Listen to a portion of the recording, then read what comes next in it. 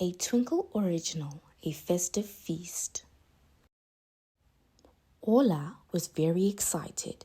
It was Christmas morning. Under the tree, some gifts were waiting to be opened. Just one for now, said Mum.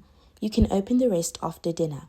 While Ola was choosing the perfect present to open, Joe put on their favorite Christmas film. They sang along as it started with the song they all knew by heart. After they had each opened one present, it was time to start making Christmas dinner. Every year, Ola's special job was to peel the vegetables while Joe made the nut roast and Mum prepared the turkey. Suddenly, the music stopped. The screen went blank, the lights on the tree went out, and the oven stopped humming. There must be a power cut, said Joe. How are we going to cook our dinner now? Cried Ola. Mum peered out the window. We should check on Mr. and Mrs. D'Souza next door, she said. Ola went along with Mom, picking up the gingerbread biscuits they had made the day before. Merry Christmas, said Ola, holding out the biscuits.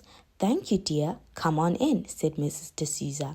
I was just about to start cooking our pork vindaloo when the power went out. Can I smell gingerbread? Said Mr. D'Souza. Ola laughed and offered him a biscuit. Thank you, he said with a smile. That should keep me going for a while. Good thing I'd already made our babinska, said Mrs. D'Souza. It took me 9 hours. It looks delicious, said Ola. As they were leaving, Mum and Ola spotted Julie and Don, who had returned from church to find that the power was off too.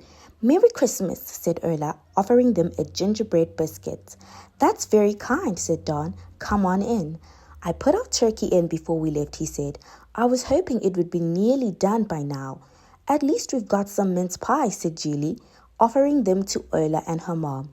Could I take one for my friend Maria? Asked Ola. Next, Ola and Mom went to see Maria at number 65. I was worried you wouldn't have any Christmas dinner, so I brought you a mince pie, Ola said. Thanks so much, said Maria, but don't worry about us. We've got loads of leftovers. Leftovers? Asked Ola, sounding very surprised. It's only 11 a.m. Maria laughed. We have our family meal on Christmas Eve before we go to midnight mass. Ola's face lit up as she had an idea. Well, you have all these leftovers. We have some gingerbread biscuits. Julie and Don have mince pies, and Mrs. D'Souza has a yummy cake. Why don't we all share whatever we have? What a great idea, said Maria. I'm sure Joe will let us use the community center, said Mom. There's lots of room there, so we can share our food with everyone. Mom went off to get Joe and some other volunteers to help prepare the hall. Meanwhile, Ola and Maria knocked on every door in their streets to spread the word. It wasn't long before people started to head to the community center, each carrying different kinds of food. Ola's teacher, Mr. Hoofman, took along some German fruit bread. Elena had made some scrumptious-looking Romanian cabbage rolls. Shamira decided to share her delicious Venezuelan stuffed corn dough. And it wasn't just their food that people decided to share. Ola watched happily as her neighbors brought along candles, tinsels, wreaths, and even a tree. When Ola and Maria joined the party, they were amazed by all the different foods. Ola was excited to try something new for Christmas dinner. Joe was playing Christmas songs on his guitar, accompanied by Mr. Wolfman on the piano, Maria's father, Yavi on his recorder. Slowly other people joined in, filling the room with music and dancing.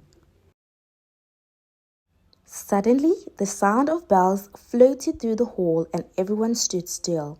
To Ola's amazement, the lights came back on and there was an enormous cheer. Maybe it was Santa, said Joe with a wink. The celebrations carried on into the evening. Ola put her head on Mom's shoulder as they watched everyone eating, chatting, and laughing together. It's getting late, said Mom. Do you want to go home and open the rest of your presents? I think I'll save them until tomorrow, said Ola with a grin. I'm having way too much fun here. Everyone being together has made Christmas even more special. We should do this every year. The end.